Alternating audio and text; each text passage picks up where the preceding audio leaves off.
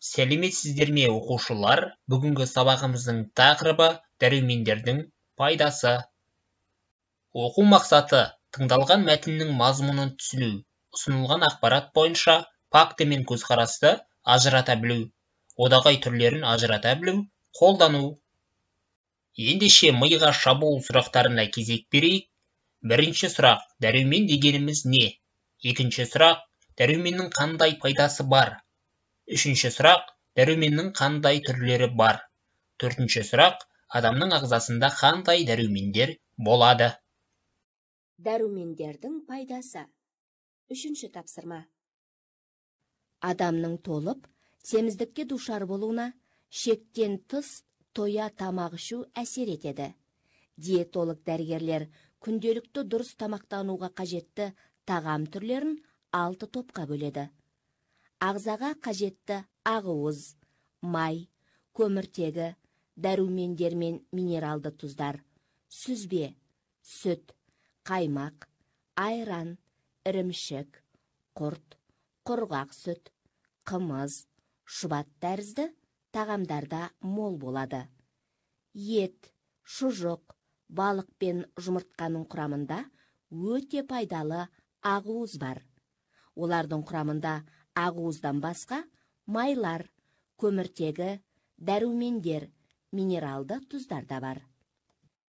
Күніне 500 грамм сүт немесе айран ішіп, 150-200 грамм ет жеген адам ағзаға қажет бір тәуліктік ақуыз алған болып есептелінеді.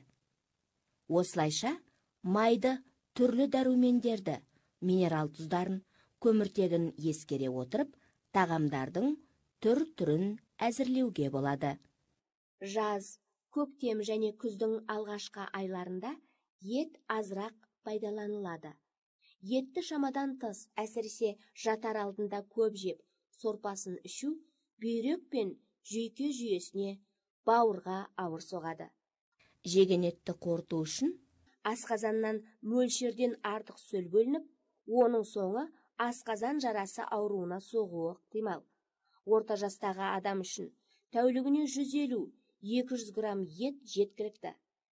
Балық тағамдарын жиірек пайдалану тиімді. Олар ағзаға өте пайдалы. Балық еті мал етіне қарағанда ағзаға жеңіл және тез сіңеді. Ағза үшін өсімдік майы пайдалы. Сондай-ақ нанның құрамында триптофан, литианин, лизин деген құнды амин қышқылдары аз. Әсіресе семіруге бет алған адам нанды аз мөлшерде пайдалануы тиіс. Сөйтіп, күнделікті тағамға ет, тауық еті, көкөніс пен жемістерді қажетті мөлшерде пайдалану денсаулығымызды сақтауға көмектеседі. Адамның ойлау қабілеті барынша толық түрде жүзеге асуында минералды заттар мен микроэлементтер де көп қызмет атқарады.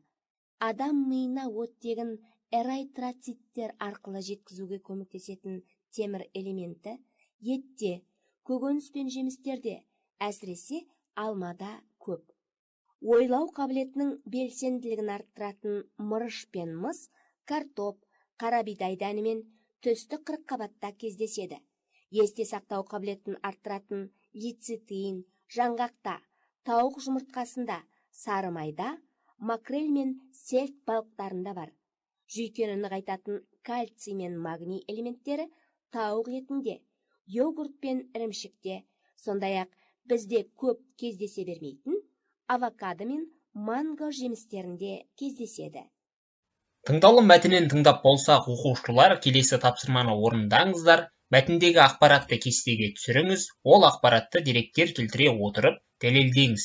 Төменде үлгісі берілген кестенің сол кесте бойынша жұмыс жасаңыздар.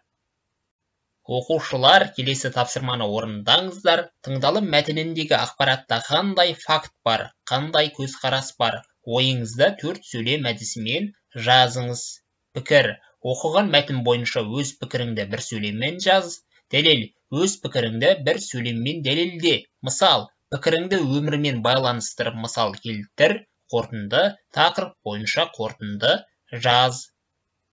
Ал енді оқу тапсырмасына кезек берейік. Суреттегі жемістің біреуін таңдап, сол жайында жарнама дайындаңыз. Жарнамада суреттегі жемістің пайдасы, оның құрамындағы дәрумендер туралы ақпарат қамтылуы тиіс. Жарнама мәтінінде одағайларды қолданып, астын сызыңыз.